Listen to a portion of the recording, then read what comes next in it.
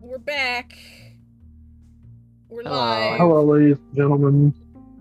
Welcome to mandatory broadcasting, I totally forgot Yes. to change. direct from the Golden Palace. I totally forgot to Yeah, change the mandatory thing. mandatory sim gulag. Yeah. Hold on. I forgot to finish. Or I forgot to change the name. Remember, the Emperor is watching. What emperor? The Emperor of I'm- Mankind. Yeah, Oh. he's out there. He's out He there was born in somewhere. like 900 AD. He's out there. Yeah, he's out there somewhere. Oh my god. I'm. Oh my god. I can't do anything today. Holy shit. This is why we're doing The Sims today, because I have very low energy right now, and I don't think I can handle high intense scare game today. Nor can I handle whatchamacallit doing anything. And Wednesday is my dad's 70th birthday. So we're probably going out for dinner. And so I don't know if I'll be home in time to do a stream or not. So I figured because we left it off with only a halfway done house, we might as well just finish that goddamn house. That seems like So I do want to say there was like 3 really good sound clips in that whole intro. would There were like 2 or 3 things you said during that intro that I think are pretty funny. which are First, I think as a user generated tag, high intense scare game. why do you think that's funny? It's not. Sometimes because you things just be sounded funny. so tired when you said it. It's like I can't handle high intense scare game. Yeah, I can't handle scary game right now. I have no energy for it. So And then also just saying I don't think I can handle anything. yeah. Oh Listen, god. building house I can handle. That's calm and quiet and not gonna piss me off For now. for now. What did we leave off at? Oh yeah, we finished the dining room the last time. Very cool. I don't like that swatch though. That's clearly a bad import texture on that. All right, cool. Oh no. All right. Well, we'll go with the white, So I guess. I will It's fine. say at the beginning of this stream that I'm not sure if I'm streaming tomorrow. Okay. We'll have to see. Oh, okay. If I do stream tomorrow, I kind of feel like playing through. I've been on a bit of a Warhammer kick again, so maybe I'll play Space Marine 1 or something. All right. I mean, that's cool. That sounds fun. Yeah, I'm fine and then with and then that. after that we get to play 40k bolt gun. Ooh. Trevor, Because I need you. fun fact. Yes. I need you to look at the screen right now. I'm gonna pull out Okay. a piece of furniture, and you're gonna laugh. Ready? Are you looking? Yes.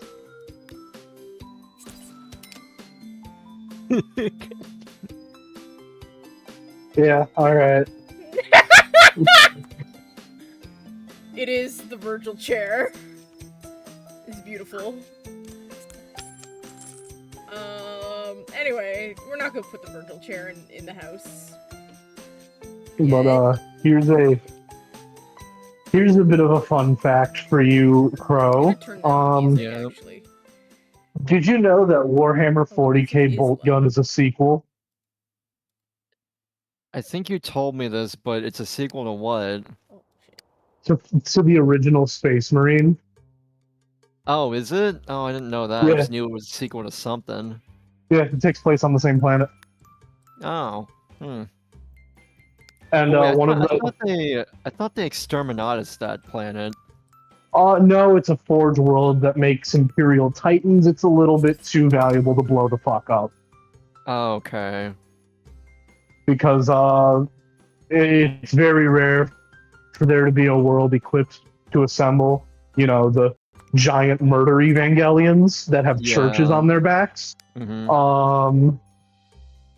So those worlds are typically like, do not exterminate us at any for any reason, unless it's like 100% unsalvageable. Mm. I mean, that does explain why in Rogue Trader, when you go to that one Forge world, your options are rip everything out and install new shit. Um, keep the shit, but like just like get rid of the chaos shit, and then just leave it untouched. Just work around the chaos shit. Yeah, especially for Forge worlds that build really important shit. Because fun fact, every Titan that the Imperium assembles takes like 30 years or something. Mm, So, a world equipped to pump them out is pretty valuable. yeah, I'd imagine so. Yeah. Yeah. And it doesn't take 30 years to build one per se. I think it takes 30 years to train someone to drive. Oh, okay. Yeah. Yeah, that Because makes sense. Cause I imagine the manufacturing is rather quick. It's just the training takes a long time. well, yeah, because I think they're built primarily using STC templates, which Mm. it's still a resource intensive thing, so it can take a while just to get the amount of shit you need. Hold on 1 second.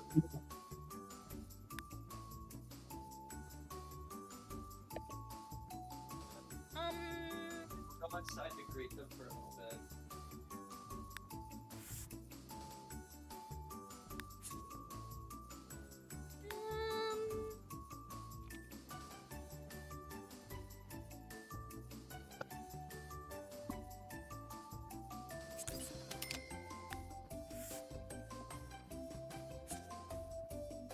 Oh, right, I gotta turn on move objects again.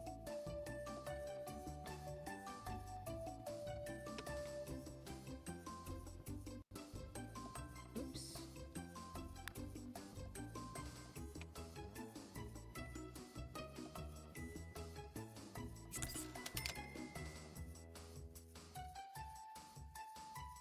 That seems correct. I don't like these lights, though. They're too sticky outy. Instead, we'll do, hold on, we gotta turn on the dark again. Sims 2 today, I'm looking forward to seeing the house once it's fully... Yeah, I explained it at the beginning of the stream, but it's my dad's birthday on Wednesday, so I don't know if we're going out for dinner and, like, how late we'll be. So, I just want to get this done. So I don't have to, like... Happy birthday, Mr. Motorcycle Man. Yeah.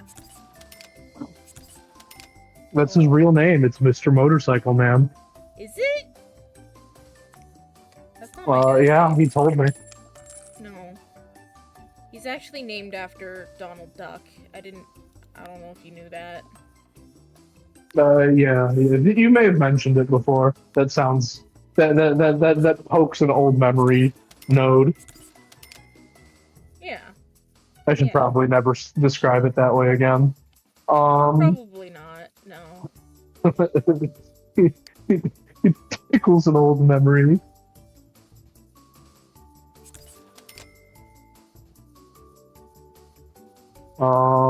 Yeah. Yeah, so Yeah. So that's how it is. That's how it be. I think I like this. This kind of looks cool. You know? Now we gotta put stuff on the shelves, I think. let's go back to daytime so that I can see what the fuck I'm doing. We have to move this shit out of the way. Miku. We're not putting Miku on the fucking shelf. We're gonna put plants. Because this is like a greenhouse. Alright, I'm back. Sorry I'll about that. You are back. Welcome back. Yeah. I guess when I put my headset down, it must have clicked the unmute button.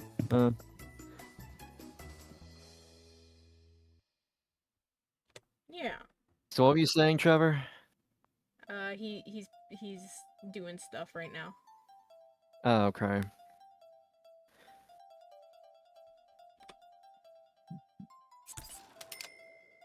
Yeah.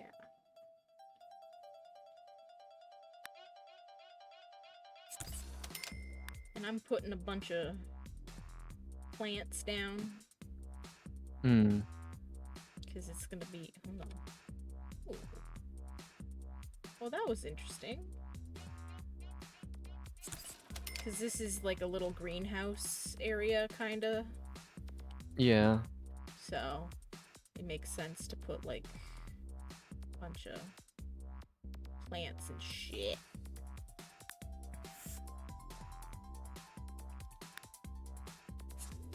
Oh wow, that's a little too big for that.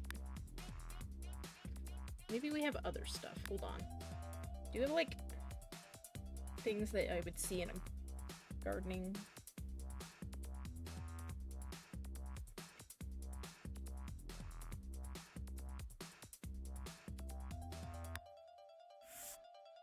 I could use these, like, put these as, like... I know they're bowls, but I could, like, make them look like they're plant pots, kind of thing. Yeah, uh-huh. Just sort of like stack them up and like, Yeah. you know. Yeah. Yeah.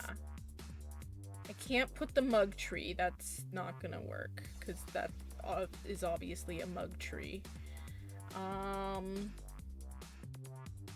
What is that? Oh, that's a carefree koi pond. I could do that. What is that? That's small furniture trash pile. Nope. Maybe like a tray? Oh, I don't like that. I don't like how it clips through the wall. Okay, never mind. I return. You've returned. Hey. Welcome back. What were you I saying? was saying, yeah, so the I think I was telling you about the process of training someone to drive an Imperial Titan. Yeah, I think we left off at that, yeah. So this is great. We can fill dead space with nerd shit while Kate gets to lock in on Yeah. hyperfixation. But so, all right. In order to drive a Imperial Titan, there you have to become something called a princess, right? Mm-hmm. And you train pretty much since the moment you're born, and it's a really, really rare thing to even have the potential to become one. Like, to put it into perspective, I think it's about as rare as someone having the potential to become a custodian. Oh. And there are 10,000 custodies, period, flat, ever. Yeah. Well, at once, anyway. And I think it's rarer to become a princeps because,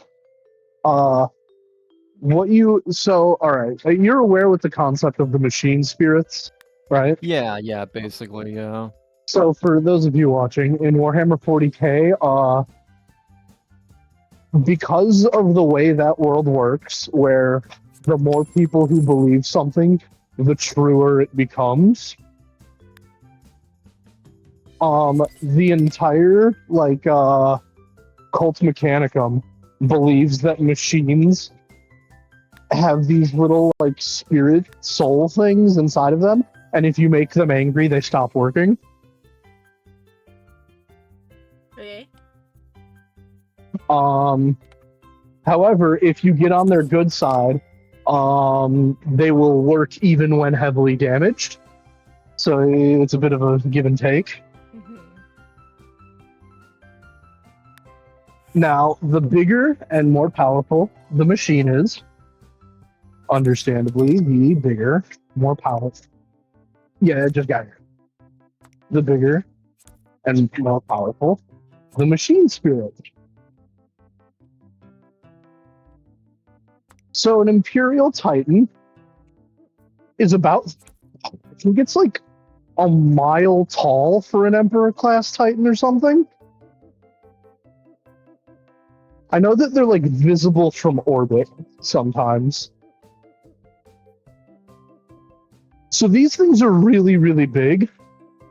And of course, they have a really, really powerful machine spirit. Now, there isn't really a control panel.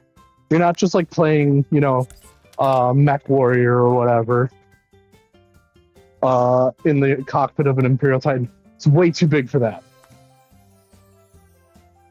No, the way you pilot an Imperial Titan is they just jam a cord in the back of your head and then put you in a tank full of brain goo. Okay. And then effectively, you know what? It works a lot like how piloting an Ava does. Oh. All right.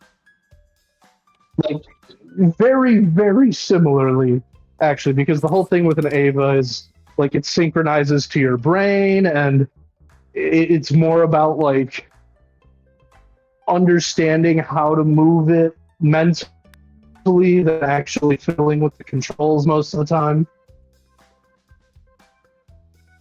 Okay. So that's kind of how an Imperial Titan works.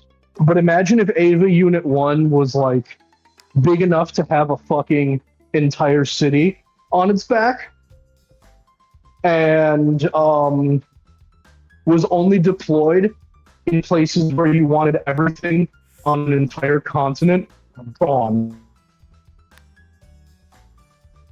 Oh, okay. Yeah, that's pretty much an Imperial Titan. These things are fucking insane. There is there's a short story, and a lot of the short stories in 40K are actually very good. One of my favorites is there's this planet that refused to join the Imperium. Humans on the planet, and they put up a really good fight, and there just happened to be an Imperial Titan not too far away from this planet. So as a show of force, as like, all right, join us or else, the Imperium deployed the Titan to that planet. And while they were, at first they were like, oh, hey, all of the Imperium forces have like retreated, gotten on their ships and left. We must have won, they gave up. And then they see something coming over the horizon. And then it keeps coming over the horizon. Oh. And then it keeps coming over the horizon. And they're like, is that a whole fucking city? No, it is a massive entire city with a giant golden cathedral on it, on the shoulders of a giant fuck-ass robot with more guns than you could ever count in your life. Oh. And the leadership of this planet took one look at it and decided to kill themselves. Well, that's not very nice of them. Because it was a matter of they surrendered and then immediately killed themselves because they were like, we cannot fight that. There is no way. Oh. Refuse to live as part of an Imperium that is facing horrors that necessitate building whatever the fuck that is. they're like, nah, man, I am good. Hmm. Chase said, fair enough. I can hang for an hour, then once my dad gets back from work, I gotta go shopping. If you're still streaming when I'm back, I'll tune back in. Okay. Thank you.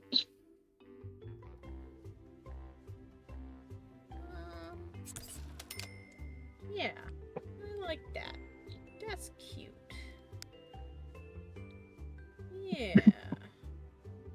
The Adeptus Titanicus is the branch of the Imperium that it deals with the Titans and stuff. What about And, you cut out like a slight bit. Yeah, you went robot for a second. So the branch of the Oh, now he's Titanicus? Branch of the completely- Imperium, yeah. yeah, that deals with the Titans Mm-hmm. is they're called the Adeptus Titanicus. And now, technically speaking, there are rules for playing an Imperial Titan in the actual miniature game. Technically.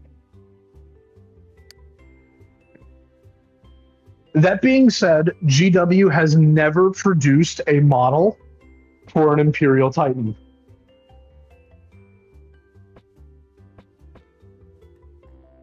And when asked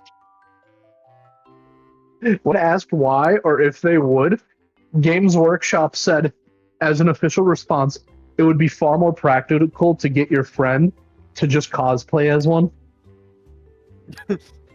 Yeah, because I imagine like the scale alone would be something akin to like a perfect grade Gundam, like one of those jumbo ones, like the big ass like I don't know, something of something scale that are like that have like the mechanical like moving parts or something and the electrical wiring and everything. Yeah, it would be if you consider a Space Marine to be the size of the actual model on the in the game, the average human being would be too short to be in a. Yeah, whatever you just said. So it's like, yeah. Oh, did I cut out? You went all like robot-y again. I mean like a slight bit, but I could still get like the gist of it. Yeah. Yeah, the official ruling is if a Space Marine was the size of the actual model that you play with, a 5'6" human is too short to be an Imperial Titan.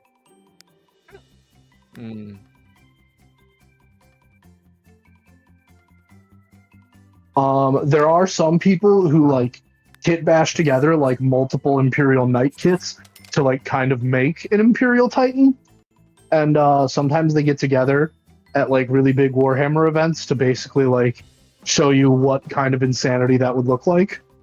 Mm-hmm. And they play like an actual massive scale version of the game. And I've seen it, and it's so funny. They have them all on like wheeled carts. Because it's like there's just no fucking way you're picking this thing up and moving it. Yeah. And it's like, yeah, we'll play like 2 million point games of Warhammer or something. Oh. Because, you know, if you're playing with a normal squad against an Imperial Titan, the Imperial Titan takes their first turn and everything on the field is fucking gone.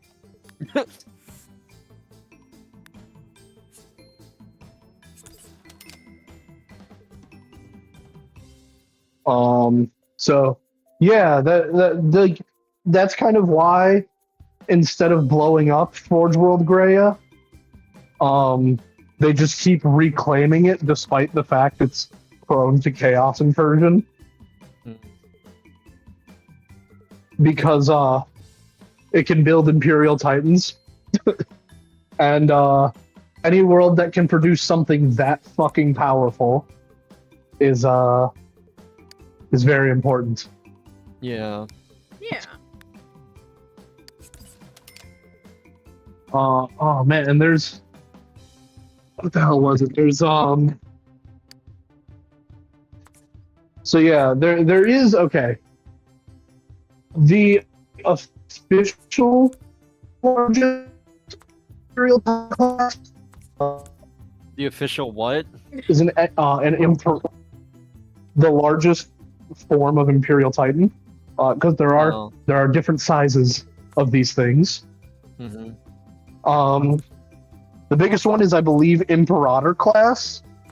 Yeah. However, technically speaking, there has in the lore at one point been one Titan of an exclusive class. And it was called the It's called the what? Castigator. Oh, Castigator. I see. And the only reason it was found is because a bunch of Space Marines were floating, orbiting a planet, just monitoring it, and they registered that an entire fucking mountain got up and started moving. And then they were like looking at it from orbit, and they're like, "Yeah, that mountain damn sure is moving. What the fuck is going on? That's weird. That's not normal." Yeah, like that's suspicious. That's weird. Suspicious? And That's weird. yeah, they went down there. They went down there, landed on it, and were like, "Oh, weird. It's like mechanical and stuff. What the hell is this?" And then they were like walking through, and they're like, "Oh my god, this is a fucking Titan." And then the Titan was like, "Oh yeah, I am." To which they all go, "What?" Like, yeah. Just, when you and your boys go on a nature hike and the mountain starts talking to you. Well, the thing is that none of the other Titans are capable of communicating like that. And this one just openly addressed them on their radios of, "Oh yeah, so you figured it out. Hello, I'm the Castigator Titan." And they were just like, what? They're like, what? And then it essentially brought them into its control room and were like, "Hello, yes, I am the Castigator Titan. I am the only one of my kind. I am the original Titan." The original. Like everything, yeah, every other like one of those things that your Imperium builds is a failed attempt at recreating me. And then the Space Marines are like, "You keep saying me. Why are you saying that?" And it's just like, "Oh, that's very simple. I'm a fully functional AI." Now, yeah, that makes for sense. for those of you who don't know, the AIs in Warhammer 40k are like Cyberpunk 2077 to Skynet levels of scary. They are strictly prohibited from existence in the Imperium. Because the Imperium of Man has already gone through an AI uprising a long time ago. They're not dealing with this second time. And another thing that's really scary about these AIs is that typically when you find one, it means that there's a relatively intact STC somewhere in the vicinity. Which is horrifying because that means it is capable of producing every form of technology humankind has ever made. Which, granted, is in the setting of 40k, just kind of enough to hold off everything else. But if you go back to about 20,000 years ago in the setting, you get the crazy shit like the time displacement gun. I love that gun. It's my favorite. Yeah, it shoots a beam of concentrated time at things, and when you hit something with it, it doesn't actually damage that thing. It grabs that thing from a second or so in the future and then just puts it on top of the thing from the present. Yeah. Hmm. And now you have two of the exact same object occupying the exact same space at the exact same time, but offset by about an inch or so. Yeah. This usually causes really bad things to happen. Yeah. I would imagine so. Yeah, probably. And that was one of the small guns that the old, like, human and the golden age of tech of humanity. That was one of their small guns. Wow. So yeah, they find this castigator titan, and it reveals, yeah, I'm a fully functional AI. And they go, well, why would you tell us that? And its response was, the fuck you gonna do about it? Yeah. Yeah, what are you gonna do about it? And the response was, yeah, right, you got it. That's fair. It's just like yeah. He's like, I could like look up and your entire Space Marine chapter just fucking dies, right? Like, Yeah. It's true. I think they did eventually end up managing to destroy it, but I think they had to do it via like using some forbidden, like dark, like golden native technology shit, and basically just summoned a black hole on the planet. Mm. Like it's that type of shit of, we have this bomb, and if we use it, we will never get another one because we don't know how to make it. Yeah. Yeah. And they were like, yeah, this thing kind of needs to stop existing right now. Fair enough. Yeah. I mean. It's also questionable as to if it even worked. So we just haven't seen the Castigator Titan again. From what we gather, it seemed perfectly fine to be left all by itself on that planet. So it could have just gone to another uninhabited planet out in the fucking nowhere of space and just be chilling there again. It didn't exactly seem like it was in a hurry to leave. Yeah. So it probably just fucked off somewhere else. It did seem to be sympathetic towards chaos, though, so that was a bad thing. Or I think it might have even been like actively colluding with chaos or something. I was like, yeah, all right, this thing needs to not exist anymore. Yeah. Yeah. That's my favorite thing about the AIs in 40K is they always like just boldly announce themselves to the Imperium. And the Imperium is like, well, why would you just tell us that? You know what our opinion about you is. And the AI is like, yeah, but what are you going to do? Just like, it's like, well, I have the protection of the and the Mechanicum's like, I have the protection of the Omnissiah that will save me from your abominable powers. And then the AI is like, that's cool, I'm turning off your eyes. It's like you have lost sight privileges. You are not allowed. You are not allowed to see. Not anymore. It's like, wow, that's cool. You replaced a bunch of your internal organs with machinery. I'm turning those off. Have fun losing control of your bowels. Idiots. So yeah, like the AIs in 40K are just like, it's so funny. They always show up and are just like, it's like, oh, we'll destroy you. And they're like, uh-huh, yeah, sure. Yeah, of course. Yeah.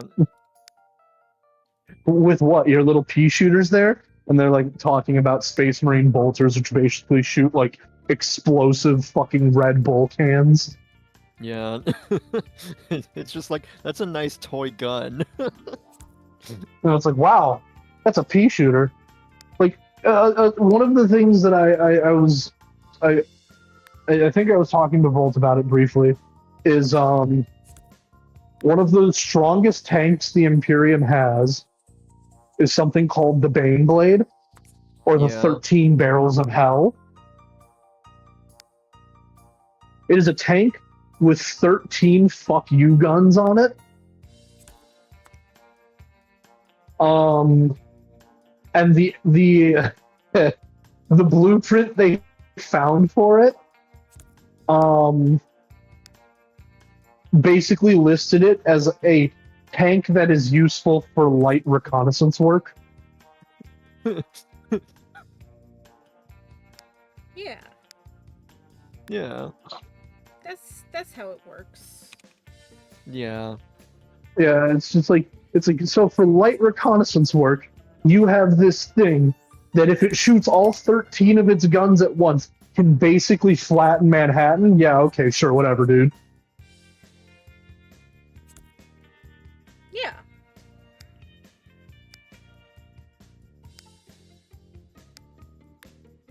One of the other best tanks in the Imperium is just a tractor they put a gun on.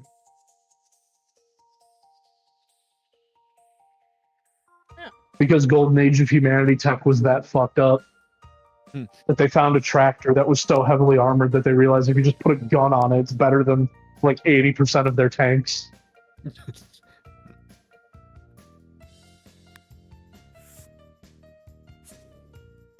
Well, all right then. I don't know, it's whatever Belisarius Call is doing.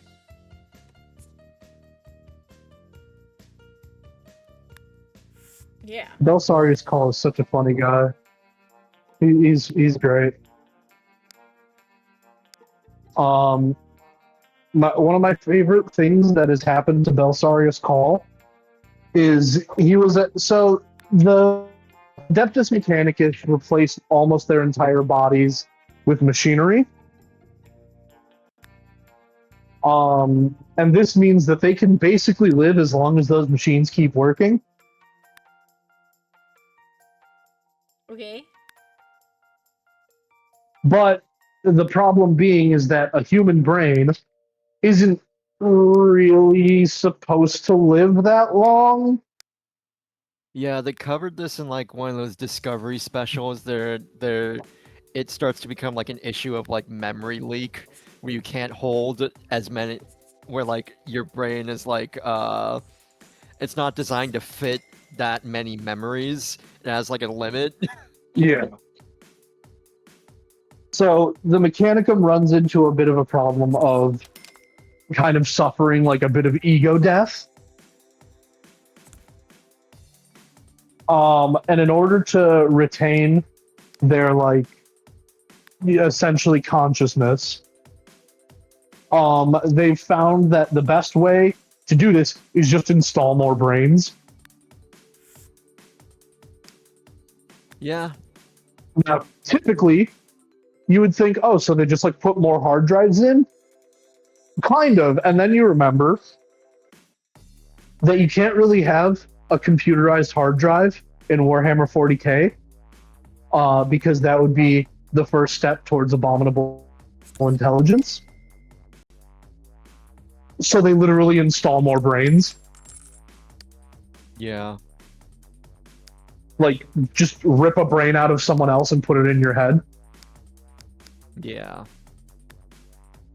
And Belisarius Call at one point was just using a implant he had to scroll through some of the new memories in the brain that he just installed into himself. He was like, all right, so what information do I know now? Like, essentially going through that. And then he stopped at one because he realized, oh, hey, this person's brain was around to actually talk with the Emperor of Mankind directly. Pretty cool. So he watched that memory of them talking to the Emperor of Mankind, and the Emperor of Mankind looked that person dead in the eyes and said, "Oh, by the way, Belsarius, you have permission to work on that project you're debating starting. I give you my blessing." To which the person goes, "What? Who are you talking to?" And the emperor says, "Don't worry, you'll understand in a few thousand years."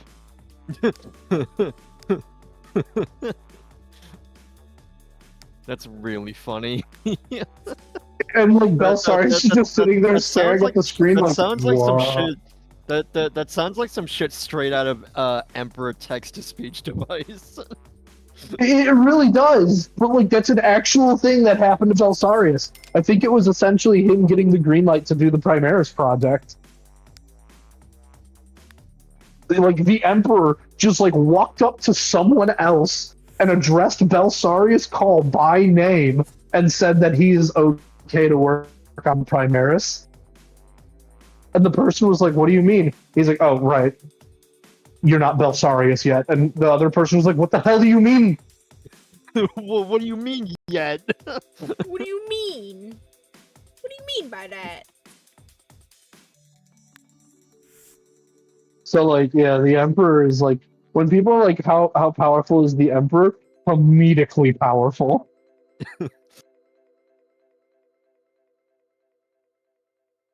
Yeah, I like this one.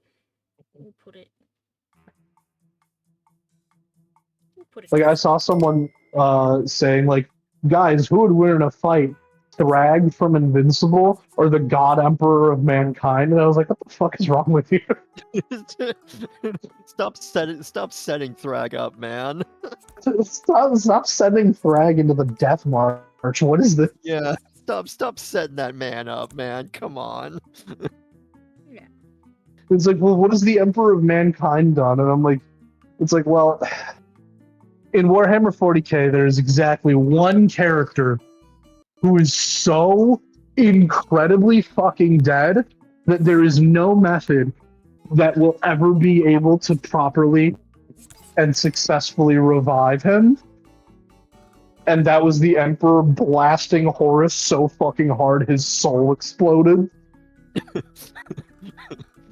Sure. Literally opened Task Manager, ended Task Horus. Oh, I was gonna make a joke saying that he fucking supercharged the Biden blast and just unleashed it on him. Basically did do a Biden blast, yeah. Got up off of his golden throne, went up to see Horus. Horus killed a random. The Emperor went, "I bet," and fucking evaporated his soul.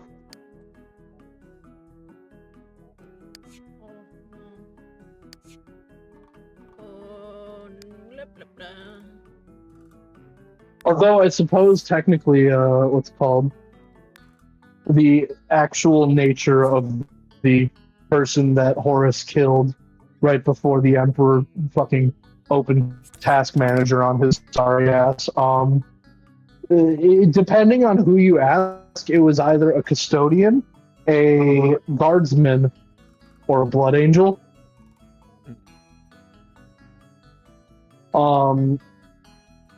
Because all three groups claimed that the person was one of them.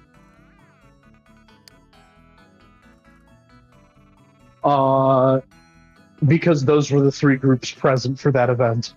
This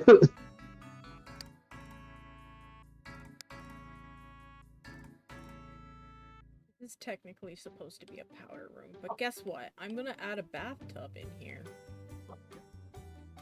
Because... But yeah, it's funny. Oh, go ahead. Why not?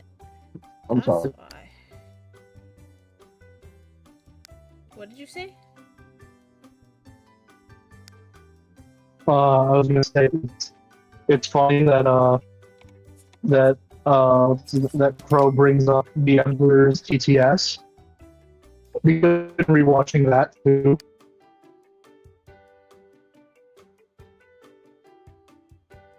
Fucking incredible series.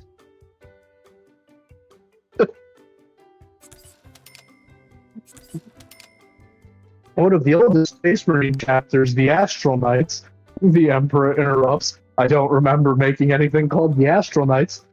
And then Kitten's like, no, don't worry. You're not even going to be mad. These guys are so baked.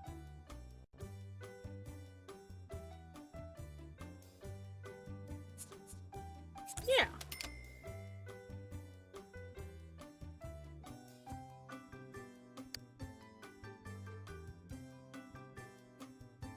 Girl, thank you. But, Oh my god.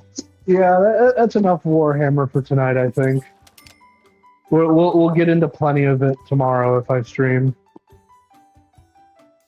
Alrighty. I'll believe you. Because I do love... The thing about it is Warhammer 40k is super cool, incredibly fun, grimdark, like, sci-fi setting, with a little bit of fantasy in there for good measure.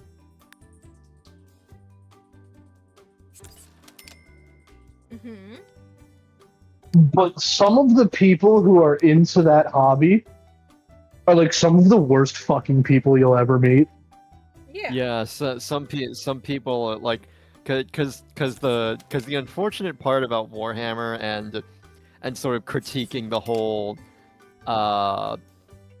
Religious thing of, like, fascist ethno thing. yeah, is that you get people who are very much into that sort of thing and cannot realize the fact that they're being made fun of. Yeah, Yeah. that's fair. So that's kind of like the unfortunate part about it, but you know, it's just something. Yeah, that I happens. remember there was a whole thing about there's a whole thing a few years ago about Games Workshop having to put out a statement that more or less was to the tune of, we cannot fucking believe we have to tell you guys this, but as of now, we have to make an official tournament policy that no, you are not allowed to attend Warhammer 40k tournaments wearing Nazi paraphernalia. Yeah, what the fuck, dude? Just like, dude, seriously, you guys, what the hell? Yeah, that's kind of fucked up, dude. Maybe don't do that. Yeah. Then what's it called? There was someone, like, there was a whole thing like 2 years ago, I think. Last time it was with 10th edition that they added female custodies, Mm-hmm. which, if you ask me, makes perfect sense, because with Space Marines, there's a whole thing about, since all of the Emperor's, like, Primarchs were men, like, women were incompatible with the gene seed Space Marinifying process, right? It just wouldn't work. Yeah. But hey, we have something very similar over here with the Adeptus Sororitas, which for all intents and purposes are female Space Marines, more or less. Mm. And it's like, okay, sure, whatever. And then people are like, there shouldn't be female custodians. And it's like, well, why not? The custodians don't use gene seed. They're just super genetically modified. Yeah. It would make sense that the Emperor already understands that the pool of people who can be turned into these things is already very small. Why limit it to half the number? Yeah. Why? Especially if you're gonna basically genetically edit all, like, individuality out of them, practically. It just doesn't make sense to me. Yeah. But there were people who got so mad. That, like, what is this woke DEI bullshit?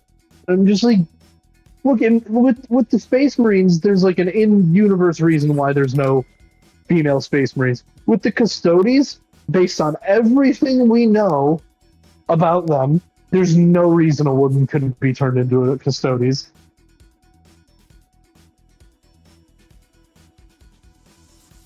Like, it is an entirely different process.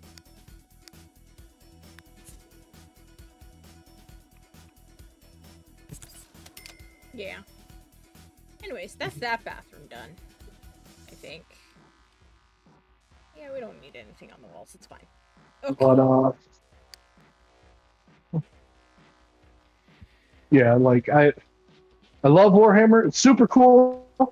I hate a lot of the people who like use it as like a look. They support my horrible ideology and like they like they're endorsing it. It's like no, they're making fun of you.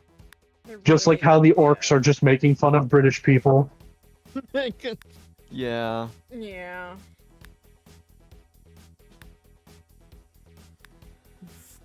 Like the leader of the orcs is literally just GW pissing on Margaret Thatcher's grave. That's actually my favorite public bathroom in the UK. Yeah. The leader of the orcs is Gazgul Mag Uruk Thraka, which is just the orcish way that they would pronounce Margaret Thatcher's name. Yeah.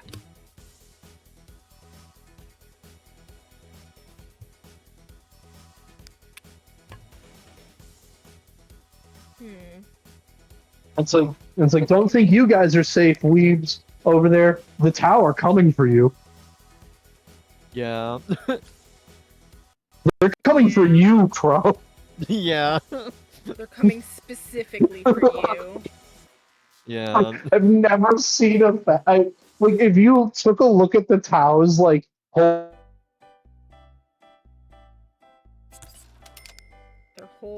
Their whole? Yeah, their whole what? Their whole? Wow. identity. Oh. They're all dressed up like Super Sentai or like Ultraman. They're all of them.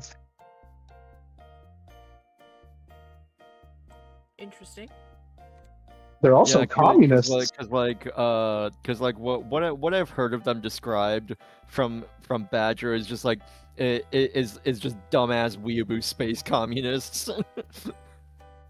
Yep, that's a pretty accurate description.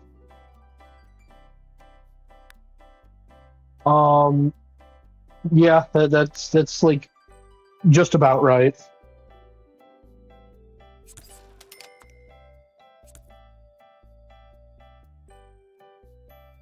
What else? We have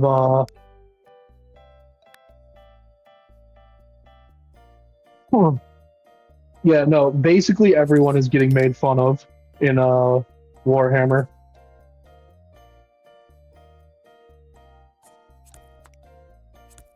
Yeah, that's fair. Like the Necrons are weird because they're like they're played so incredibly straight as like a look how mysterious and cool and advanced these guys are. And then you go down the list of their characters and you hit this really, really big brick in the wall called Trazen the Infinite. Yeah. And he's just the entire character of Trazen is what if the Egyptians were the ones stealing everyone else's shit? Yeah. Yeah. What if? Yeah. Speaking of that, Trazen's Horde is going to be the setting for one of the DLCs in Rogue Trader. You're going to the fucking Infinite Galleria? I think they described it as the Infinite Museum, but yeah. Yeah, I think the Necron name for it is the Infinite Galleria or something. Yeah, But yeah, they it's just call it the the Infinite Infinite Museum. Museum, but yeah, that's gonna be the setting for one of the DLCs, Trazen and all that. You have to understand, like with each DLC, your Rogue Trader ancestor, the plan she has made gets dumber with each DLC that comes out, to the point where you wonder how the fuck was she able to get away with any of this for this long. She made a Zinchian bargain. Cause do you mind if I walk you through the steps of how dumb this plan is? I've been meaning to get around to playing Rogue Trader, so I will get to it eventually. Okay, I'll I won't say much. I'll just give you the how the DLC adds to it then.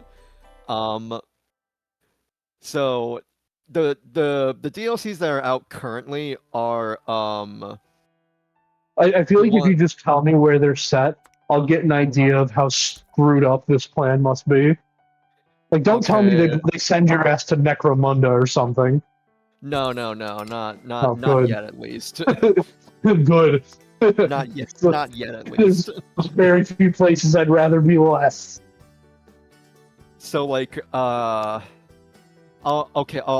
just tell you the companions that get added, and maybe that'll give you an idea.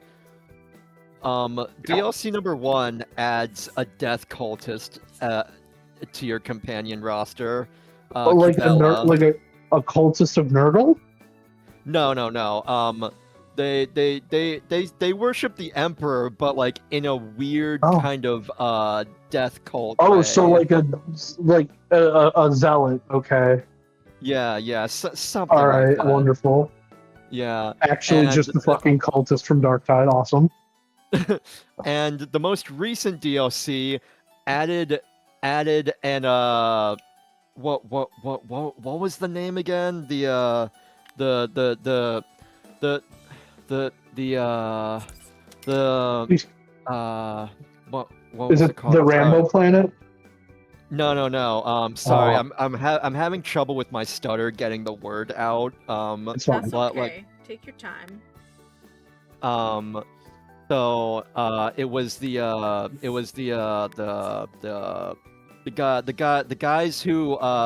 guys who oversee the tithe. Is that the Arbitas? I believe that would be the Administorum, or it would be the Ecclesiarchy. No, like the The actual fucking like individuals. like the mall cop guys who like basically go after people who don't pay the tithe. Oh god, that would be like either a commissar or an inquisitor. It said he was like an Arbitas though. I'm pretty sure. Oh, the Adeptus Arbites. Yeah. They That's deep added one of those Administorum guys shit. to your companion roster. Oh my god. How do you even You know, like if this is all part of a plan laid out by your ancestor? How the fuck do you even get involved with someone that deep in the Administorum? Well, because the thing is, the Jesus game Christ. the game starts with you getting yoinked from wherever you choose your backstory, and she yoinks you onto her ship and being like, "I have chosen you for the express purpose of grooming you into being my heir one day." Oh, nice. So and that's how you get like and then like she fucking dies like shortly after. So and that's how you end up becoming the rogue trader. Literally, they just like that's. I suppose that's kind of an acceptable way to become a rogue trader. Because okay, just brief explanation: rogue traders in 40k are citizens of the Imperium, basically been given express permission by the Imperium to just ignore all of the laws of the Imperium. Yeah, you For the you sake basically of get a piece acquiring you basically get goods like that. Yeah, Yeah, you- it's for acquiring Yeah. goods and things that would otherwise be expanding the really empire's hard. influence, all that other stuff. Yeah. But Yeah, 'cause it's like you basically- rogue you traders basically and get a, inquisitors are about the only people with that level of freedom. Yeah, you basically get a piece of paper signed by the emperor saying "fuck you, I can do what I want." that's crazy. And I think the only person you'd have to report directly to is an Inquisitor. Yeah. Or, probably Gilliman if he ever so decided you were worth his time. God forbid you run into the lion on a bad day. Yeah.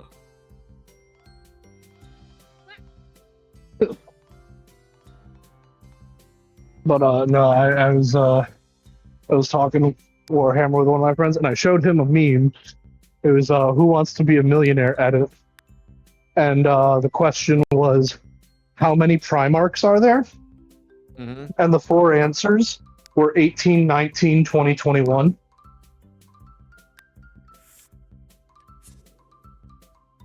Okay, and? All four of those answers are correct. Oh. So, as far as the Imperium is concerned, there were only ever 18 Primarchs. There was never a second or 11th Primarch, or if there we know there had to have been at one point, but they did something and have been deleted. Oh no, not deleted. So, yeah. So 18 is technically correct. However, the 20th Primarch, Alfarius, is actually two guys. There's Alfarius and Omegon. They are twins and they share a soul, and we're not sure the rest of the Primarchs know about that. Because they never brought it up. It didn't seem important.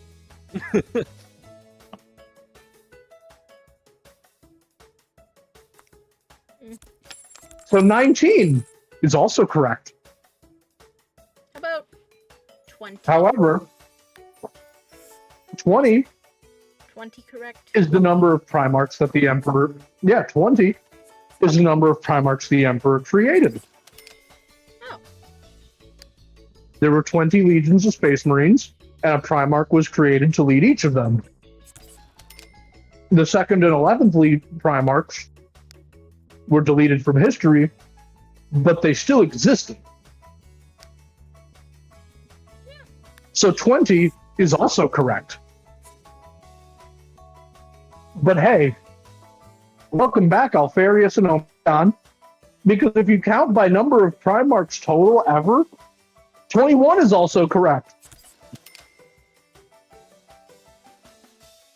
I see. That's crazy. Because Alfarius split into two guys.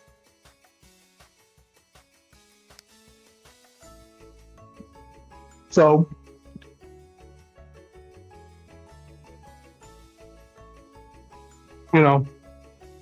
inside of you, there are two wolves. One of them is Alfarius. The other one is Alfarius. You are Alfarius.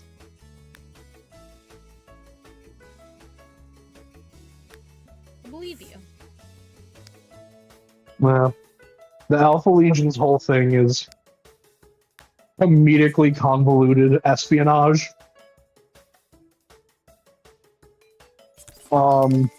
And part of that whole thing is that every single member of the Alpha Legion claims to be Alfarius. It's like some I'm Spartacus shit over there. Yeah, basically. In fact, it's so ingrained in their culture that in the tabletop, they have you can play Alfarius as a character in the tabletop, and when he dies, there is a special rule you can use to just pick another unit on your table and be like, actually, that's Alfarius. Actually, guys, that's Alfarius. And the rule is literally just called I am Alfarius. Yeah. That's great. Yeah. It's just like, I'm imagining someone being like, man, this Alfarius is just fucking my shit up today. And then they kill Alfarius. Ah, sorry. Actually, I'm Alfarius. The fuck? Yeah. And Actually, the guys. best thing about it too is that one of the so the Primarchs are typically much taller than their Space Marines. Mm. However, since Alfarius became two guys, he was the shortest Primarch, Yeah. but he also has the tallest Space Marines. Mm-hmm. So he was actually the exact same size as all of his Space Marines.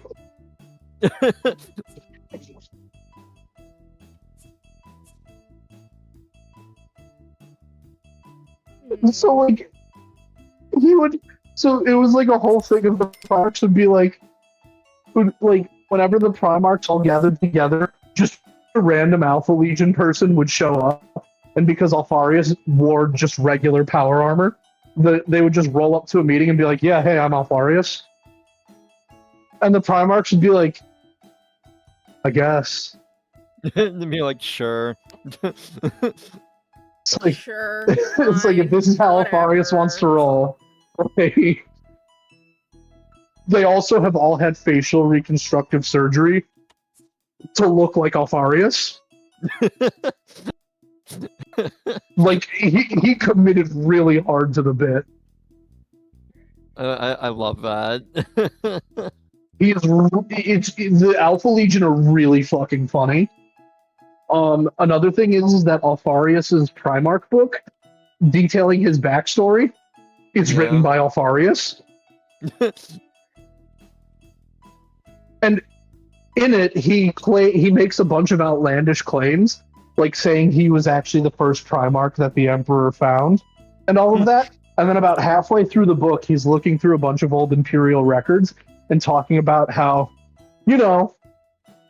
as I read this, I realize just how much all of the records the Imperium keeps are just straight up lies. But all records contain lies, including this one. Oh, that's so funny, dude. It's just breaks the fourth wall to talk to the person reading his biography. Yeah. Yeah. He's just like, you never know when someone might be lying. In fact, I'm lying to you right now. Yeah, basically hits you with all records the Imperium keeps are lies, but all records in general contain some amount of lies, including this one. So feel free to believe me or not. That is most definitely floating. And that's clipping through. But you know what? We'll just hide it by putting it on this side. It's fine. Don't worry about that. There we go. Doesn't that look So cute? We'll change the colors though. Yeah. but Nice, I'll change the colors. no, the Alpha Legion is super fucking funny. Because they are listed as a traitor legion, but nobody knows if that's correct or not.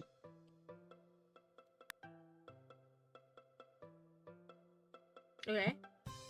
Because sometimes they will show up and they will wreak absolute havoc for the Imperium and just do all sorts of traitor shit, right? Yeah. And then, within the same week, they will show up and help the Ultramarines fight chaos. It's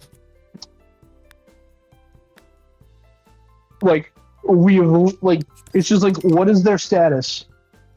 Who fucking knows, man? It feels like the definition of that one.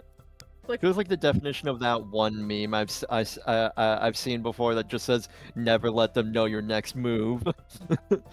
Yeah, that's literally the Alpha Legion's thing of during the Horus Heresy, the White Scars were essentially cornered by the Alpha Legion. And the Alpha Legion was like, oh, they're a traitor, they're gonna fire up on your ships and all. But then the Alpha Legion did something really fucking weird. So, Jagatai Khan and the White Scars, they pride themselves on being the fastest of the Space Marines. And that extends to their actual ships. their spaceships are faster than all the other Space Marine ships, at the cost of being a little bit slower in the warp. So Jagatai was like, "Well, we can't outrun Alfarius's ships in the warp. We just can't." Mm-hmm. Why not? So if because they took out some warp drives from all of their ships to make them faster in real space, so that way, if they were chasing like the Tau or the Eldar or something, they'd have a lot harder of a time getting away. Huh. Okay. So Jagatai's like, yeah, we're kind of fucked here because they blockaded us in, and if we go into the warp, they will just catch us. Like, it is all we can do to stay ahead of them in real space right now. So like, we're just kind of totally fucked. And then, for seemingly no reason, Alfarius just never ordered his ships to go into the warp to catch up with Jagatai. Even though they knew there was no way they would catch them in real space.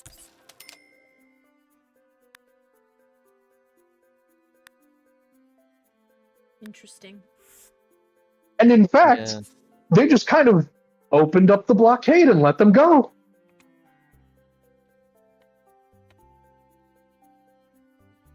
And Jagatai was like, "That's gonna be a trap, right? Like, there's no fucking way."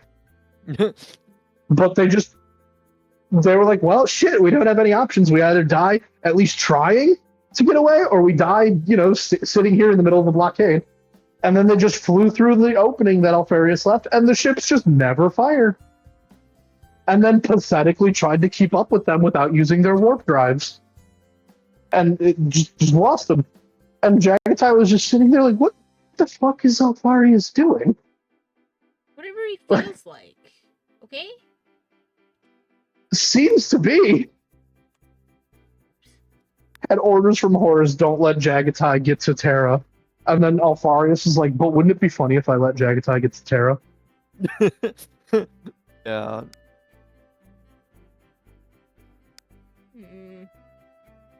That seems way too high up for a mirror. Maybe I find it different. Maybe I don't put a mirror there. No. Remember, guys, everything bad that happened in Warhammer can all be traced back to that little bitch Erebus. Sure. Whatever you just said. I'll believe you. It was sweet. Shit was actually going sweet for the Imperium until Erebus decided to stab Horus with a poop knife. Oh, you guys have a poop knife too? No, I'm joking. I don't have a poop knife. It's literally what happened. Like, the Imperium was doing great. Everything was going to the Emperor's plan. And then Erebus found a poop knife on a planet and was like, wouldn't it be funny if I stabbed Horus? He's like, dude, it'd be mad funny. Like, I know that, like, I'm a evil chaos worshipping bastard. And like, oh man, these aliens, they're protecting a relic. It's a chaos corrupted knife. Oh, what if I stole the chaos corrupted poop knife and I stabbed Horus with it? No. And he did. And Can I it ruined everything. Can I ask why it was a poop knife? Because it wasn't literally a poop knife, but it did infect Horus with some, like, horrific chaos virus. Oh. Okay. So people jokingly call it the poop knife. That makes sense. I'll agree to that. And let's see. I'm gonna go back in here. And where's that big ass one that takes up like 4 spaces? Or like 3, technically. Go on.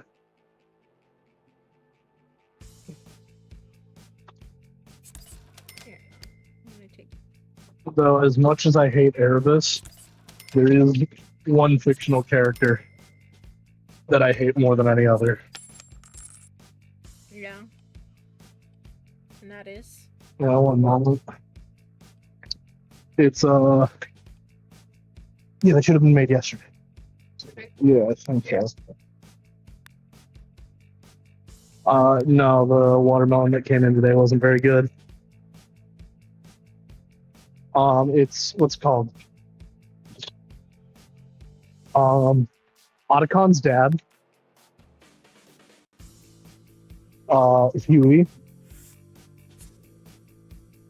Mm-hmm. Yeah. Because okay. He kept complaining about how he was always the victim. Nothing he did was ever his fault. Yeah, he complains about shit the way Victor Frankenstein spends the entire book complaining about shit. Oh, I see. Oh, yeah, that makes sense. Giant chicken, anybody? It's like, I didn't want to make my giant nuke launching robot and all of this. I was like, okay, well, Then why'd you know, do the it? first time being forced to do it the first time, okay, sure, whatever. Like, you know, they had you held hostage. Sure, like, fine. Then, in fucking Metal Gear Solid Peace Walker, he goes, hey, yo, boss, you know, it'd be fucking tight if I made you a nuke launching robot. Well, wait a minute. You didn't want to do that the last time. Yeah, and then during Ground Zero, he goes, hey, boss, so I know we built that nuke launching robot that is like totally mega turbo illegal. But I told the UN, hey, you can come and check. We're not having any. We don't have nuke launching robot. It's like, it's fine, guys. We'll just hide it until they leave. Oh, it wasn't the UN. It was actually Cypher. Oh, man. That's crazy. Big Boss wakes up from a coma in Metal Gear Solid: The Phantom Pain. And he was like, he made me build Sahelanthropus. He made me build a second nuke launching robot. He made me lock my wife in a fucking freezer until she died. And he made me use my own son as a test subject for the giant nuke launching robot. That's crazy. Why would he do None that? of these are true. Just, I don't think- just reminds me of the I don't just think reminds that's me right.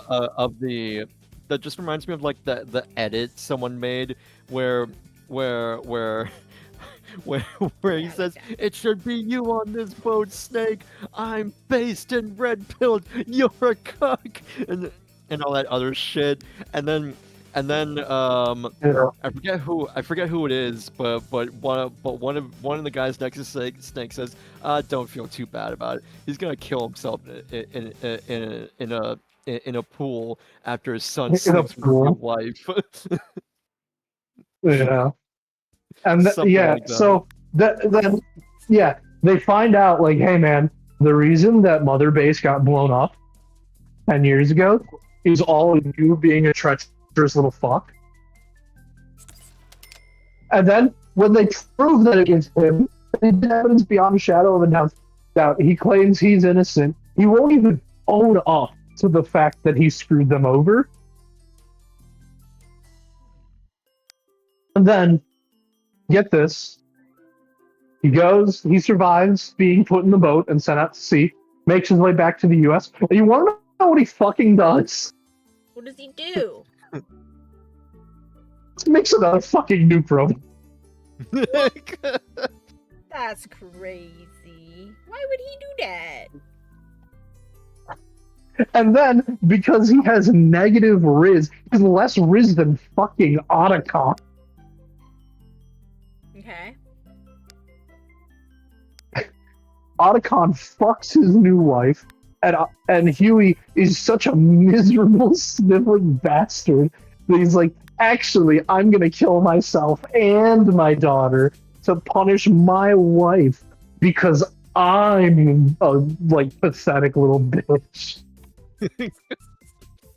That's crazy. Why would that's just And silly. even when Otacon talks about it, he's like, yeah, in the suicide note, he blamed everyone else. It's like, wow, he like actually never admitted to doing anything wrong his entire life. What a piece of shit. Like, at the very least, it's like, you know, what Huey did wasn't that bad. Look at what Big Boss and Ocelot and Miller were doing on Mother Base, and they were like, yeah, and they even talk about it, like, yeah, we're pretty fucking evil, actually. It's just, yeah, some of the stuff we did was not cool. Like, they're talking about, like, you know, we're just, like, housing children who were child soldiers in Africa, and we're, like, giving them an education, and then we're asking them to become soldiers for us when they turn 18. We're kind of fucked up. Yeah, just a little bit. And Big Boss is like, well, it's their decision, you know, they don't have to stay. And Miller's like, yeah, but I mean, they've been living here for like 6 years, so.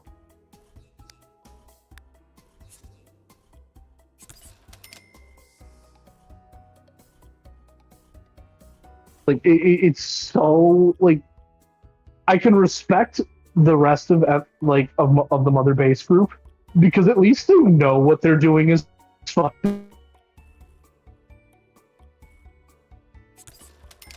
Like, and they're not trying to be like, oh no, it's justified because of this. It's like, no, we're doing this entirely because we want.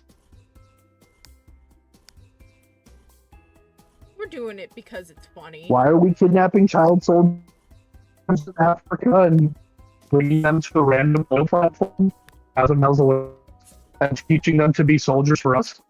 Why not? That's why. Yeah, like why are we just kidnapping random dudes in the field, bringing them here, and then torturing them until they agree to work for us? Well, how else are you going to get good recruits? Yeah. Like, Yeah, just like at the very so least, hard to find good help these days. yeah, like at the very least, the rest of the Mother Base crew is willing to admit that they're doing horrible, horrible shit.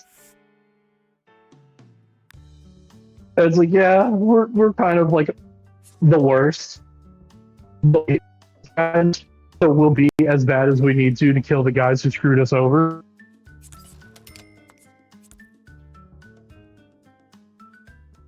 And like,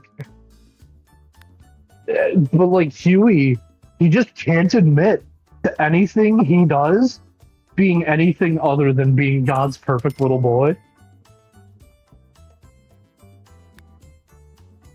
But didn't you know that he was? Like, he's not. He's a bitch. What do you mean? What? I didn't know that. That's crazy. He had one argument with his first wife, and he locked her in a fucking freezer. Yeah.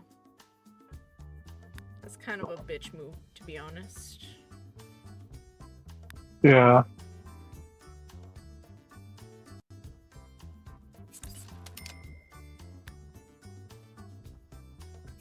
And like the whole thing, it's like, oh yeah, well, you made me build Zeke, and then it's just like, dude, we didn't ask you to do that. We were asking you to, like, we researched it, yeah, but you suggested building a robot.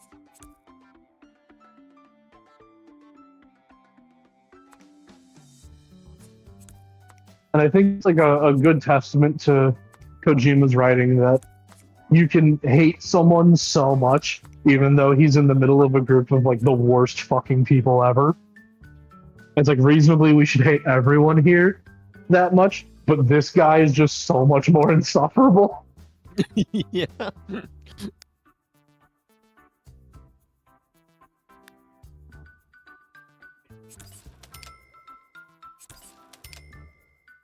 Like, yeah, it's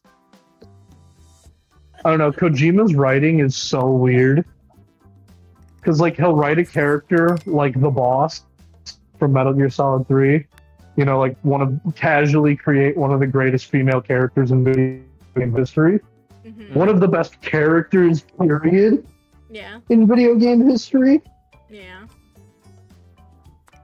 and then he writes a character like Paz. Yeah. And it's just like, what?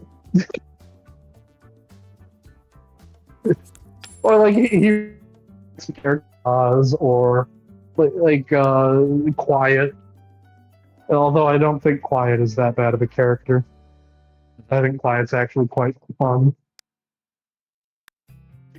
The the explanation was kind of weak, but like overall, she's a pretty good character.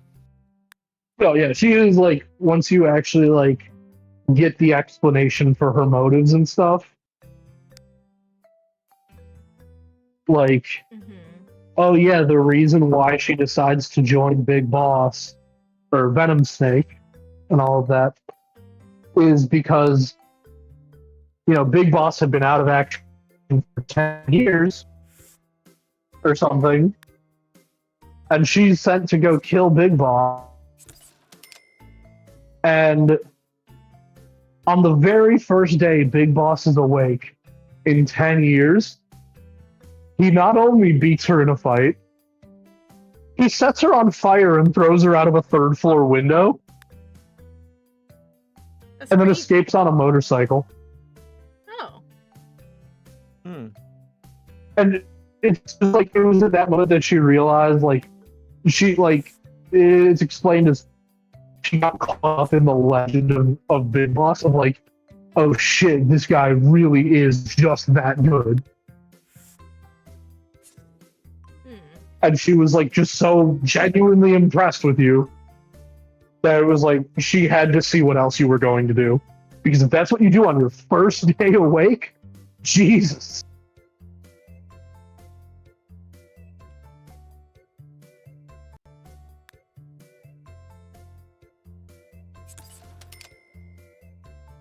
Yeah. And I'm like, you know, that's kind of cool. It shows that like how the legend around Big Boss let things in Metal Gear get to the way they were. Of like, this guy was such a myth, such a legend, that like people watching him in action were like, oh shit, like he's the real deal. He's like crazy. And they get caught up in the wow, he's so great. And Big Boss just pick on people and then they want to follow him.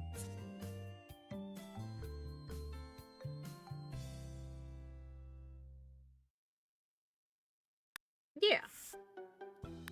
Yeah. So I do think that Quiet isn't the best written character in the series. I would argue that's probably Raiden. I love Ryan. He's my favorite. Except for that shit right at the end of Metal Gear Solid 4, where he starts talking in poems and riddles. That's pretty stupid. But like, Raiden or the boss are probably the best written characters in the series. Otacon is pretty well done. Let's see. You know, Solid Snake, as cool as he is,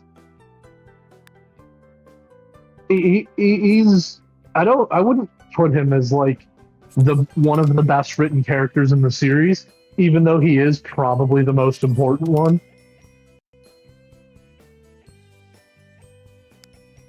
Alright. Because like the thing is about Snake is we've joked about it before, the Solid Snake dialogue system, where it's whenever you're talking to someone, just repeat the last few things they said back as a question. Yeah. So it's like, yeah, they've developed a new disease called Foxstyle. A disease called Foxstyle. That's just how Solid Snake is written. He just repeats everything back as a question, like for the whole series. And it is funny because it comes across as he's like really bad at conversations, even though he's like this crazy super soldier. Okay. And I kind of like that. Fair. But no, I think I do think, especially with Raiden's such a weird case, right? Yeah. Because when Metal Gear Solid 2 came out, Raiden was pretty universally hated, actually. Mm-hmm. And I get it. There was the whole thing of all of the marketing of Metal Gear Solid 2 absolutely lies to you the entire time.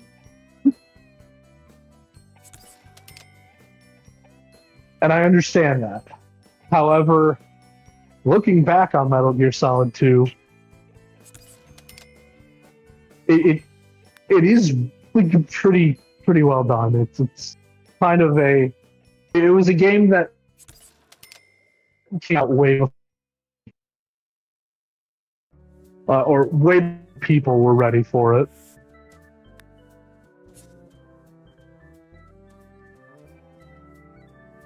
But Raiden does have, like, for being set up in one game and then absent from the next almost entirely, and then just showing up randomly as a cyborg ninja for the rest of the series, Yeah. Raiden's pretty well done.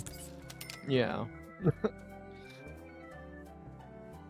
Like, to pull off having the pretty blonde-haired, blue-eyed, like, all-American soldier boy, like, character just show up randomly in Metal Gear Solid 4 as, like, a cyborg ninja who, like, does breakdancing to fight Metal Gears and stuff.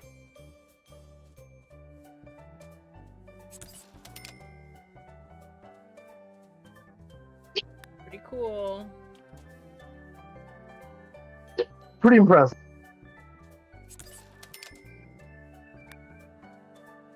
But yeah, I don't know. It's so weird with Kojima because incredible characters, like some of the coolest shit and coolest things you've ever seen. And then he'll have Hot Coldman. Or Die Hardman. Yeah. Yeah, don't worry about that. And it's just like or Pacifica Ocean. Pacifica Ocean. I mean, that's her name. Yeah, that's Paz's full name. Yeah. Yeah. That won't fit there. There's Like, also the it's stuff just with like- there's also the stuff with Sam, because like his full name is Sam Porter Bridges, and your job Well, in that's a Death whole- Stranding is you're essentially acting as a transporter, making connections across the world, aka bridges. Yeah. Yeah, well, no. Bridges is the company you fucking work for. Oh, You I are did- literally a porter for Bridges. That's how his last name works. Yeah. God. Which, like, is weird, but that's also just how last names used to work. Yeah. That is just how last I mean- names used to work, really. I mean that's how the name like Smith came about, because people were Yeah, because you were a blacksmiths back in blacksmith. the day. Yeah. Yeah, it was a whole thing of, all right, way back before last names, Hmm. there would typically only be about one person with each name in a little town or settlement, give or take. Yeah. However, the Black Plague comes through, wipes out 75% of Europe. Fuck. Well, shit. Now what do we do? Well, damn. It looks like our town needs like a maker now. So like everyone from that town over there moves over here. Hey, they have a shoemaker. Very cool. Oh shit. Well, now we have a mason named John and a shoemaker named John. How are we going to tell them apart? Oh, I know this one. It's like, oh, well, we have John the Smith and John the Shoemaker. And over time, you drop them up, and you get John Smith, John Schumacher, John Mason. That's how that's kind of just how that works. Yeah. And it worked. Yeah, just how things Yeah. be back in the day. Yeah. Yeah, it's funny because when right after my grandma died, we were all at a family event. It was the same day I got the Sabrina Carpenter cup for you, by the way. You mean, Yeah. so that was your grandma's funeral then? So yeah, it was the day of my grandma's funeral. Yeah. One of my cousins asked his mom, "Hey, where do last names come from?" And my cousin Megan goes, "Oh, you should ask Trevor. He knows all that stuff." I was like, "Hey, I don't know everything about history, but I do know where most of last it. names come from." Yeah. Like, I was like, but I do kind of know where last names come from. Yeah. Yeah. Yeah. Pretty much. Yeah. I was like, there's more or less just a few origins. It was either your profession or your last name. Like if you have someone who's Johnson, they were at one point someone in their family was like David, son of John, Yeah. which was eventually David John's son, Yeah.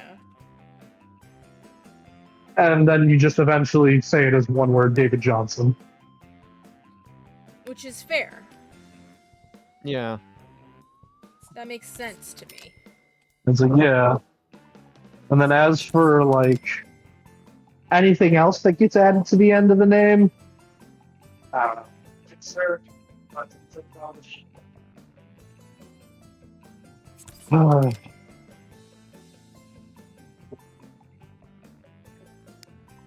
What time is it? Time to get a watch. brother. 34. I have a phone. But yeah, so that's just kind of what happened is, eventually we just needed a way to tell two Johns apart, and we got to that point. Yeah, because if everybody's naming their fucking kid John, what the hell, man? You know? Yeah. Doesn't make sense to me, but what can I say? Yeah. So Why not? what am I gonna have to do tomorrow? are you It's gonna been have to so do slow tomorrow? at work today. Like I've had like nothing to do all day, honestly. I've just That's kind of fair. messed around and pretended to do stuff. I mean, But that's completely fair. I don't really have much to do on Sundays at work. yeah. But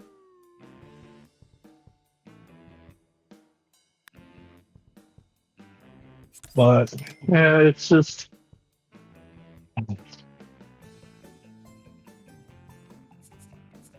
now we need something else to talk about, damn.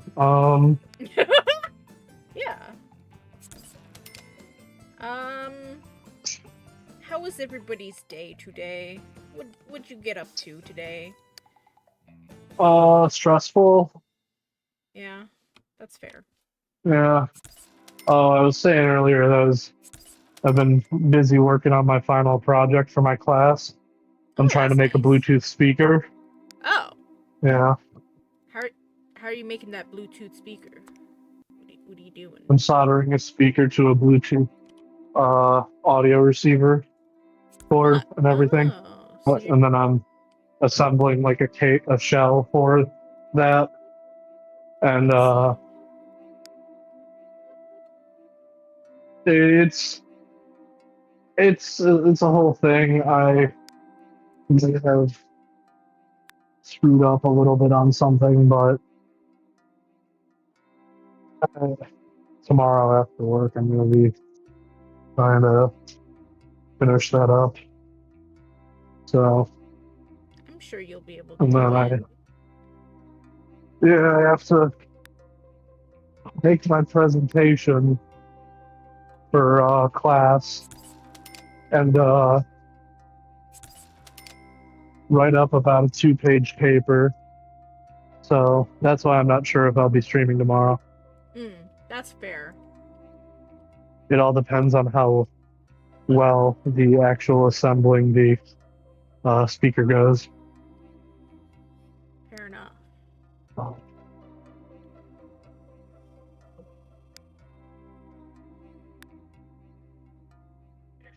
But I did have an idea. So What since if you the streamed? What if you streamed you working on your speaker? it'd probably be it wouldn't be at night. Oh, It would be in the middle of the day. that's fair. Uh, and I would need a way to set my phone up to like capture all of that. And I'm working on it in the basement of my neighbor's house. So Oh. that would be a whole thing. And he doesn't have internet, so Oh. Oh, Yeah, well yeah. then that makes sense that you would be like, nah. yeah. That's okay.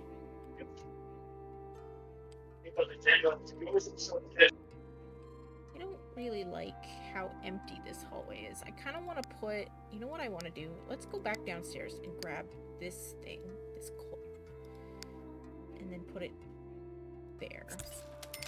I think that works. It just kind of breaks it up a little bit. And then maybe I can put like a little plant next to it. What kind of plant do I want?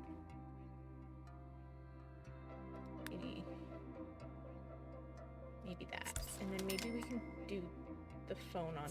Actually, you know what? Instead, I will delete that. And I'll put a tabletop phone right there. Like that. See, that kind of breaks up the space a little bit. While also, you know, making it less boring, I guess. And then I guess... I don't know. Should I put one here and one here?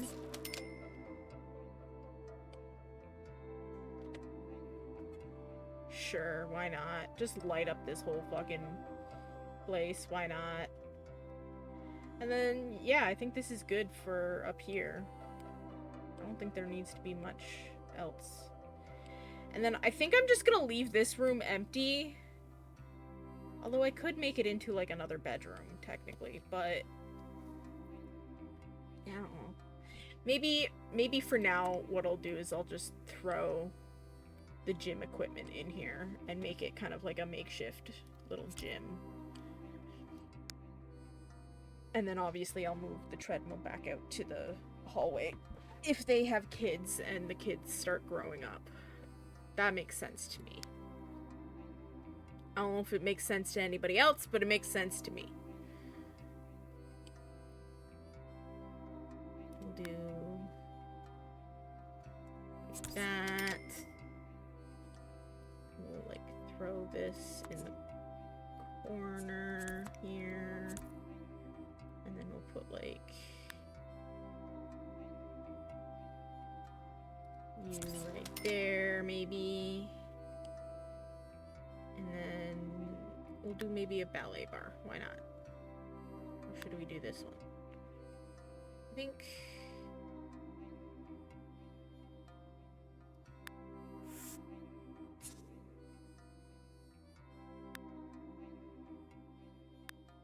yeah, like that.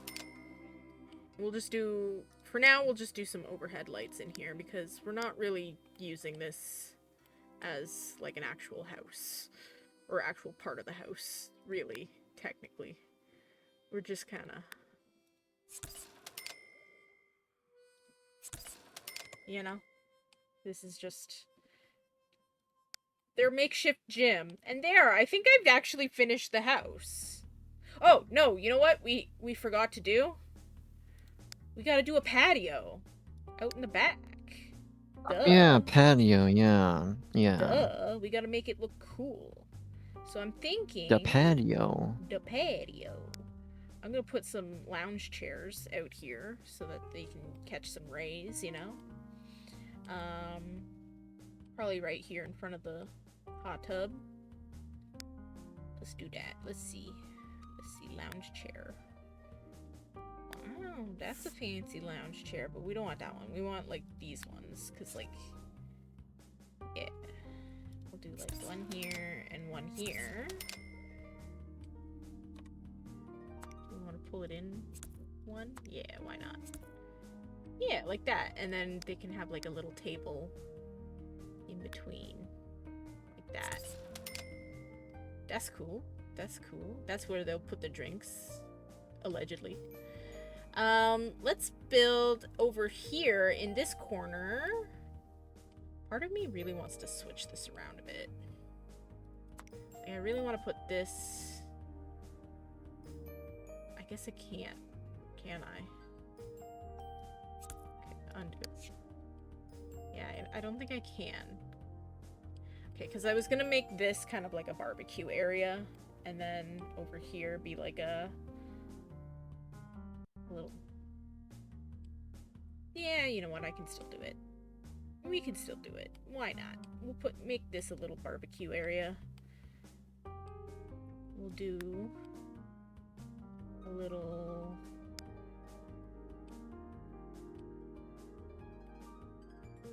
let's see, we'll do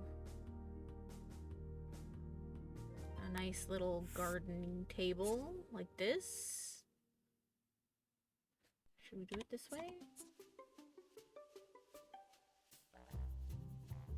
Yeah. And then we'll do... what kind of chairs would we do out here?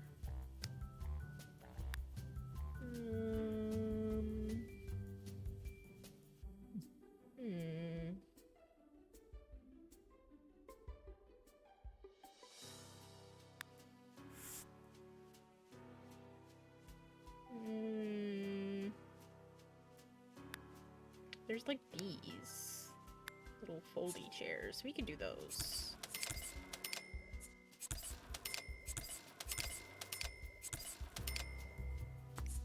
Like that. Yeah. I think that's cool. And then we could put the barbecue here, kinda. What kind of barbecue do we want? This one? Or do we want to give him a smoker? Oh, we'll give him this one. Why not? We'll do it like right there. And then I guess we'll do like a little picnic table-y thing right here to put so that they can put... they don't have to serve it here. They can serve it here. Or maybe we'll put it on this side so it's closer to the table. Yeah. There we go. Alright. That's cool. That's cool. Let's see if we can maybe do...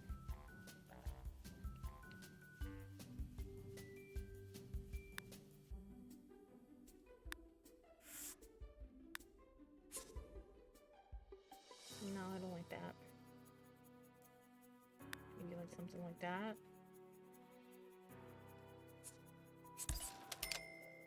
Yeah, we'll put like a little tree in the corner. That seems pretty cool.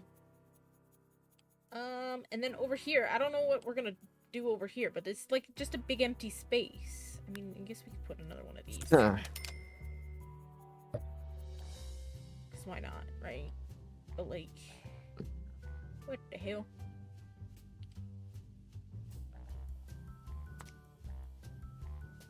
I don't know who wants to put this here. Put this one.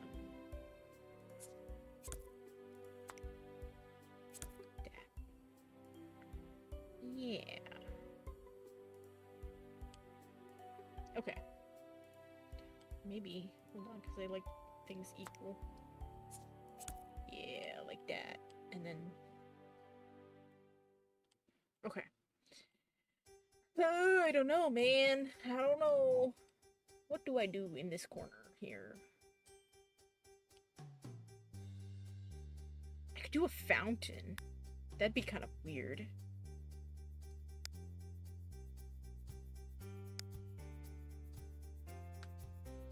Just do a fountain. They just have a fountain. It's fine. They're rich people. Rich people have fountains. It's fine. Yeah, why not? I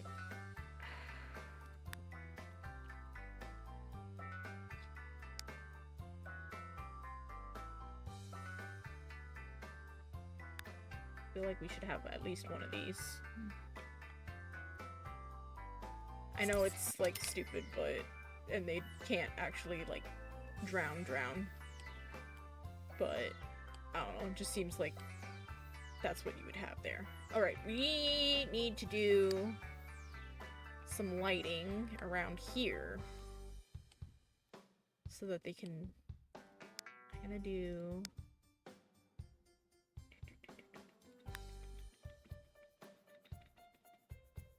Where is it? Where is it? There it is! See, I was gonna do that, but I need to do one more slot pleases first.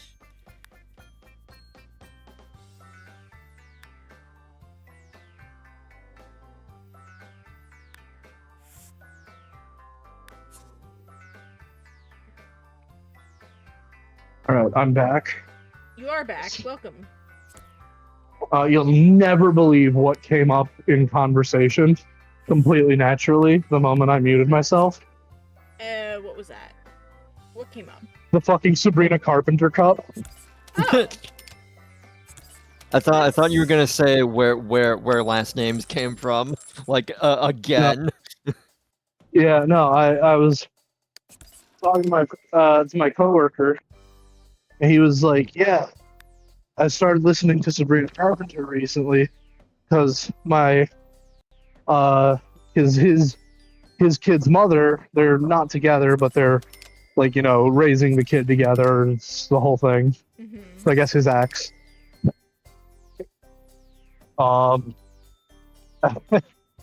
He was like, yeah, she was drinking out of this like Dunkin' Donuts cup, and I was like, oh, for fuck's sake. He's like, what? And I was like, you've never heard about this story, have you? And he was just like, what story? And I'm like, all right, so Once upon a time. I told him the whole story. I was like, yeah, so once upon a time, my grandma died. It was just like, oh, I'm so sorry to hear that. And I'm like, yeah, I've been dealing with it pretty well. I kind of knew 6 to 8 months in advance that it was coming, so you know, it wasn't so bad. And they're like, okay, and I was like, yeah. So the day of the funeral comes, and like a couple days before, my friend goes, hey, can you get me the Sabrina Carpenter cup from Dunkin' Donuts on Friday? And I'm just like, oh, fuck. So about that, Yeah. I still fuck. appreciate. Friday is. I appreciate the fact that you actually went out of your way and did that. So thank you again for that. Yeah, it was like, yeah. So Friday is my grandma's funeral. And you're like, oh my god, I'm so sorry, I didn't know all this and that. And then I think my immediate response back was, no, I'm pretty sure my grandma would think it's really funny. Yeah.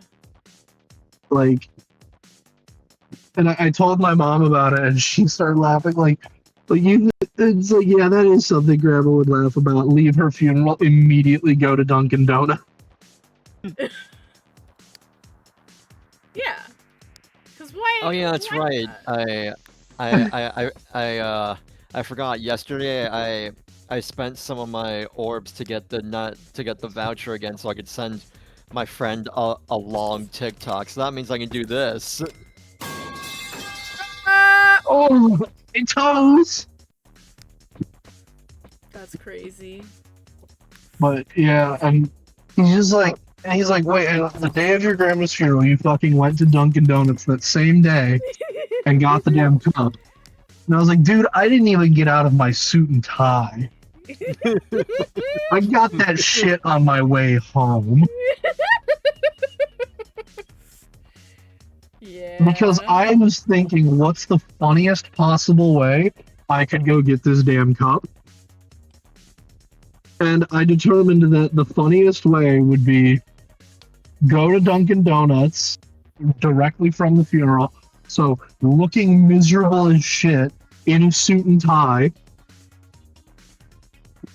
And then when I get to the drive-thru, because I'm so to like make it even sadder, I'm ordering it at the drive-thru. Oh my god. That's And go to the drive-thru. crazy. Hey, can I get the Sabrina Carpenter Mango Dream Refresher? And they're just like, yeah, of course. And then I pull up, and they look at me, and they're like, oh, are you all right? And it's just like, I just came from a funeral. I'm so sorry. That's And I'm just like, oh, I'm so funny. And they're just like, oh, I'm so sorry. And I'm just like, it's fine.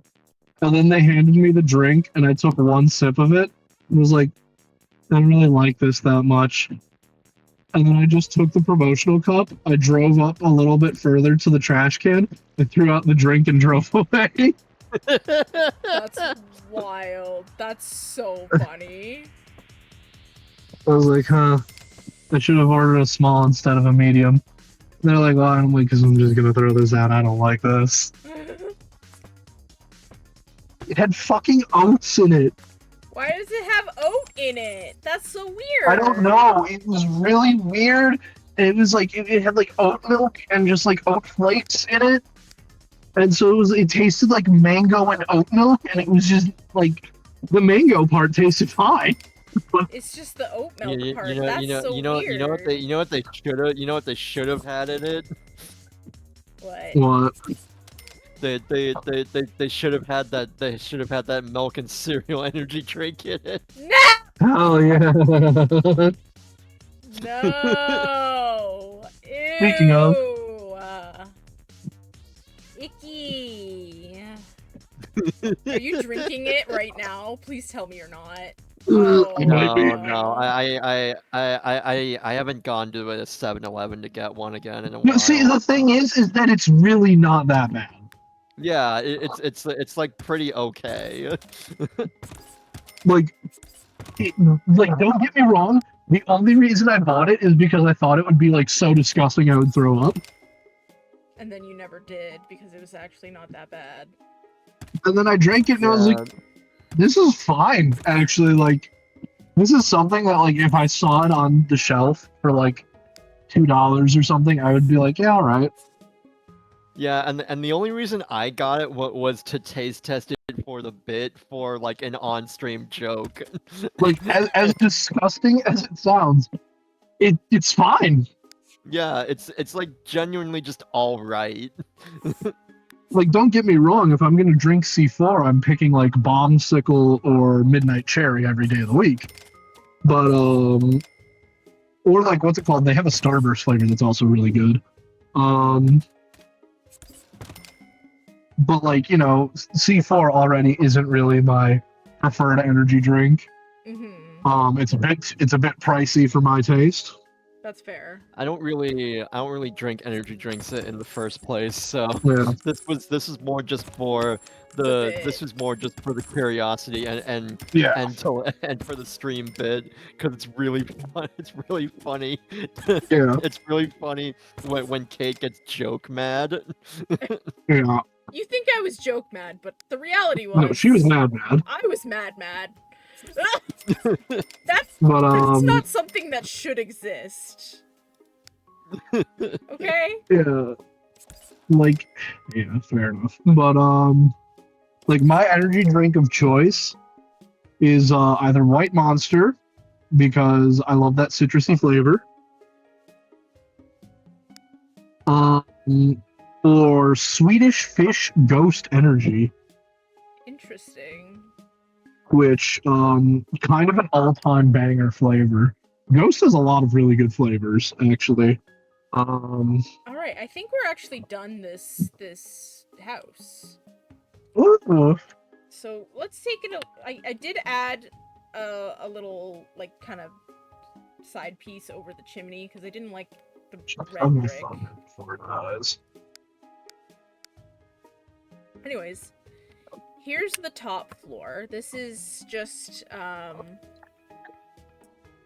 it's just an empty hallway pretty much. Here, we'll do it from this angle. So like we'll go down from this is the front entryway here. We got this nice little entryway.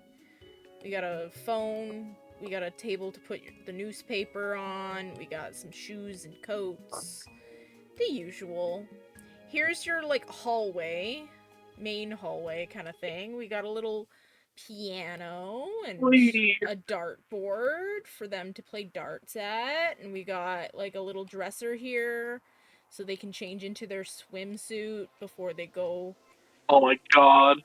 into the pool or whatever. Speaking of darts, yeah. So for those of you who are uninformed, last night Donald Trump was shot at, or 2 days ago, I think now. Yeah. One of the writers for DC, just total coincidence, right after that happened, just posted the tweet "missed again" with that face. Oh. And people were losing their fucking minds about it. Like, DC, you're like hiring writers who support like political assassination and all of that and all this, only for it to be revealed that no, he was actually talking about his own very subpar skills at darts while he was at his friend's house.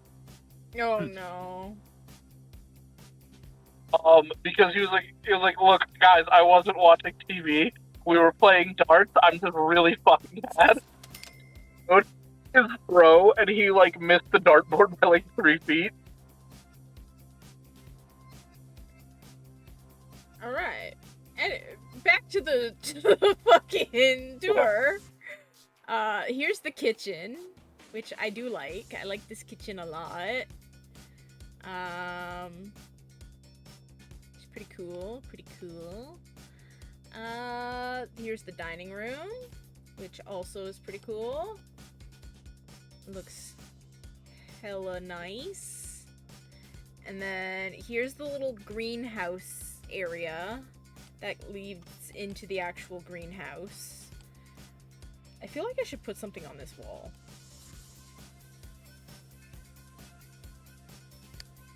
Give me that.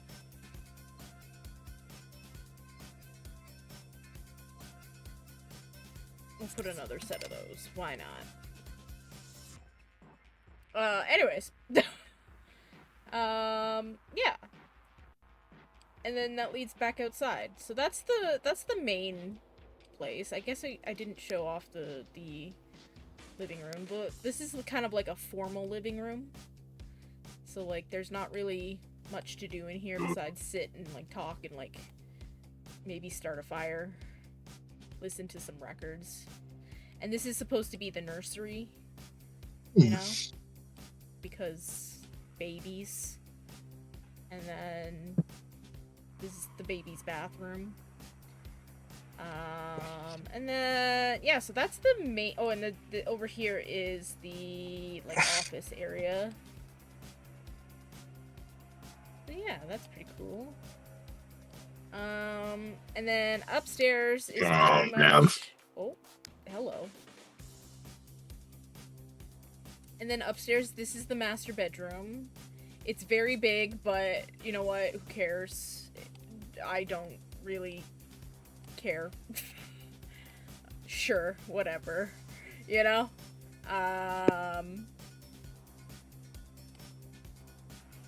Yeah. And then what else? This is like the informal living room. So like this painting on the wall is actually a TV. But they got like video games and books and music and a chessboard. You know, the usual shit. Mm-hmm. This is just a plain Yeah. ass empty hallway. This is gonna be another bedroom, but I'm gonna wait until they have more kids, obviously. If they have more kids, you never know. They might just have the one. And yeah. So there we go. And then how could I ever forget? Here is the gnome prison. This is where the gnome lives. And he's got a porta potty, and he's got a TV, and he's got a tiki torch. What else does he need besides maybe a mini fridge? You know? But I don't think he needs that right now. So, I'm gonna save the game. And I think that's where I'm gonna end the stream tonight, because I have not a lot of, whatchamacallit? Whatever the fuck you want to call it. I don't know. Did I save? I'm saving again. Just in case. And then, yeah, so now that we've done that family, I guess we could choose what family we're gonna do next time. Which would be, we have, let me see. We have the Autumnus family, we have the Traveler family, the Cook family, and the Picasso family. Oh, and the Gavigan and the Newson family. Okay, so we have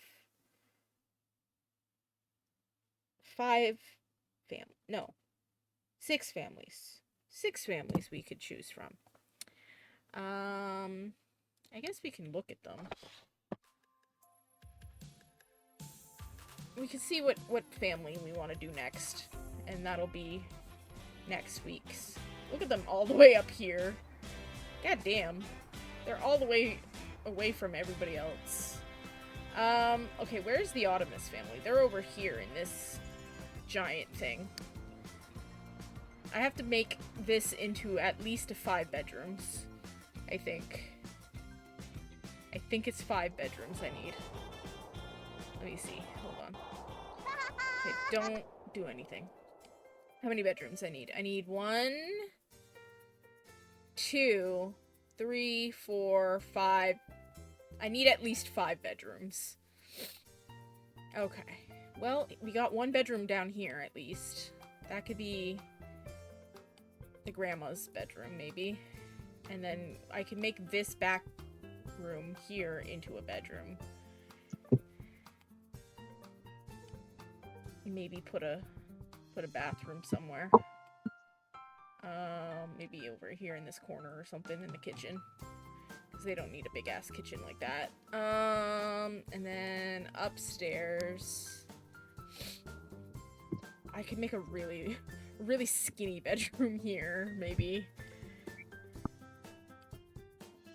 Because yeah, I guess I could just 1, 2, maybe a really awkwardly shaped 3 bedrooms. Yeah.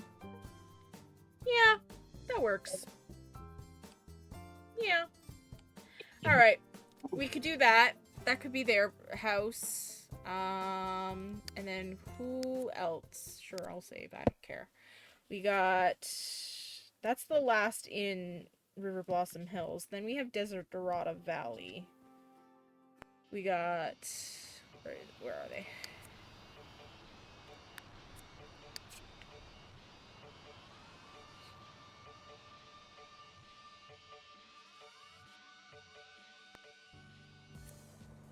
Yes, thank you. I know. We got... Who do we got here? Traveler? Where's Traveler? Where's Traveler? Traveler oh, that's Picasso. Where's Traveler? Bro, where did I put the Travelers? Uh-oh. Uh-oh. Uh-oh. Okay, there's Cook. Picasso. Did I not put the Travelers somewhere? Oh, I put them here in this, like, house over here. Okay. So what's this house like? Let's see what this house is like. This one would probably be easy.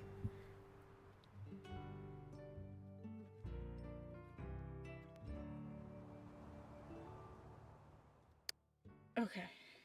Oh, yeah. Oh, this is an easy house to fix. Hell, we don't even really need to change the layout of this that much.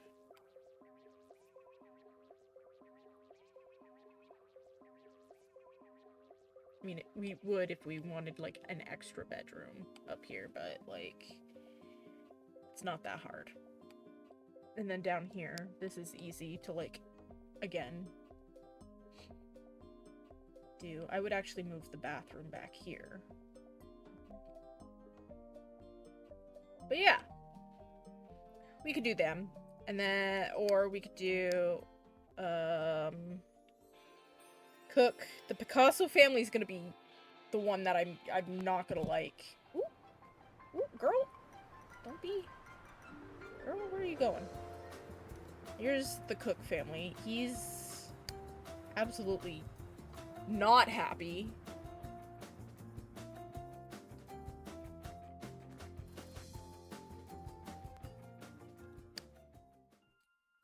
Yeah, this house is like the most boring nothing burger ever. But I could make it work, you know? I could make it work. That's what they called me in high school. Nothing burger? Oh, okay. Yeah. But, like, look at this. What the hell is this? Why is this bathroom so fucking huge? You don't need a huge bathroom like this. What the hell? Maybe they just want like the maximum amount of space in order to take a shit. Maybe, but also, But in that case, that they would have the toilet like a bit further away from the shower in that case. right? And like, this bedroom's fine, but like, oh, it just doesn't make sense to me. This is, I would fix this layout, but that's again for another stream. The other one here is the Picasso family. This one I'm gonna dread doing. I know I am. Because look at this fucking house that they're in. Why did I choose this house? I don't know. But I always end up... The Picasso family always ends up having like 25 million fucking kids. Because they're both family sims. So they end up like just wanting kids a million times over. And you're like, what the fuck? But like, look at this shit. Who invented who decided to put a fucking gabled roof here? Who decided this? Like, who at Maxis decided to do this to the house? Like, this looks absolutely atrocious. What the fuck, Maxis? Yeah, it does kind of look like ass. It looks like they did it in like 5 minutes. They were like, ah, yes, we gotta do something real fucking fast. I like how there's 2 bedrooms here. So, like, I'm okay with this. I might keep this part. This is fine. And hell, I might even keep this layout here, down here, because this is fine. I'd obviously change the staircase. I'd maybe make it into, like, maybe I'd put, like, a spiral staircase right here. And that way I can kind of, like, build around it here. But, like, good lord. What the fuck? It just doesn't make sense to me. Also, this skinny little fucking, like, what the hell? A little one-tile hallway for, like, no reason. because you have to put staircases there. It just doesn't make sense to me, you know? So, I'm dreading that one. No, I don't want to save. I didn't do anything. And then the last two that we can look at are in Belladonna Cove. We have the Newson family and the Gavigan family. I don't remember where I put the Gavigan family, to be honest. Oh, I put them over here. Right. I forgot. I put them in, here, this is the like, apartment, like, thing, majigger. You can tell I have no energy. You can tell I have no energy. Anyways, this is their apartment. It's got 2 bedrooms. That's all that I really gave a shit about, was that it had 2 bedrooms. So I've done some pretty cool things with these apartments. So I'll be able to do something cool with this. I'll just make this their bedroom, this Isaiah's bedroom. It'll be fine. I'll manage with this. It's fine. Yeah. And then the last one is the Newson family. And the Newson family is like a tough family to like play because they're all fucking children. That's all they are. It's 2 teenagers, 2 children, and 2 toddlers. So it's like, what the hell? Yeah. So it's like, you have to hire a nanny immediately. You have to basically do, like, one of them has to have a job. One of them has to be, like, they all have to go to school at some point. Like, this one, I've always kind of put them in this trailer here. This one here, this big-ass fucking trailer, because it has the 2 bedrooms. And I just put the boys in one, the girls in another kind of thing.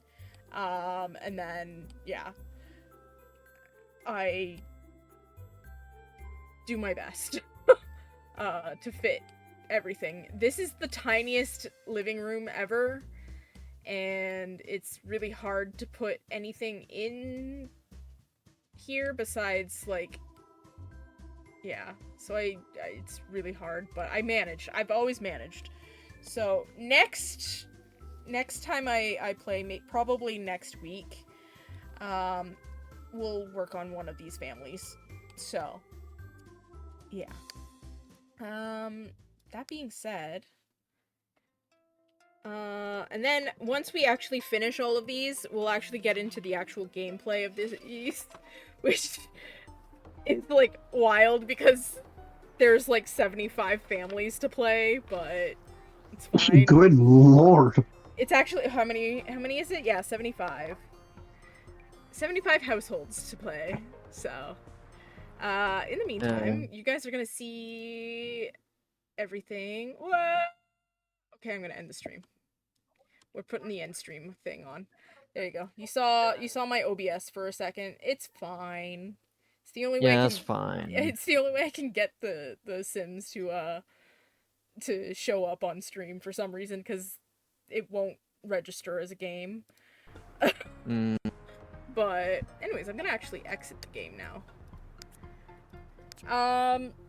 Yeah, that's gonna be it for this stream. I don't know if I'm going to be streaming on Wednesday. That's why I decided to do The Sims today. That was partially the reason why I decided to do The Sims today, because I wanted to finish the house that we were working on. Oh, a boom. A fine boom. But yeah, the other part was, yeah, because my dad's turning 70 on Wednesday. It's a big birthday for him. Yeah. So we'll see if I actually end up streaming. If I do end up streaming on Wednesday, I will probably play The Sims, because it'll be something that's chill, and I don't want to, like, yell and scream. Yeah. Or, but more than likely I probably won't, because we are gonna be going out for dinner, and like, I don't really want to Yeah. do that coming back from dinner and all that. Maybe we'll do a movie night just that night or whatever. Yeah. But that's gonna be it for today. Thank you guys for joining me. Yeah, of course. And Mm-hmm. thanks to Chase for showing up to the stream. He's not back yet. I think he went to go shopping with his dad. But No, right? otherwise, I will see you guys next time. And bye bye. Bye bye. Yeah, bye.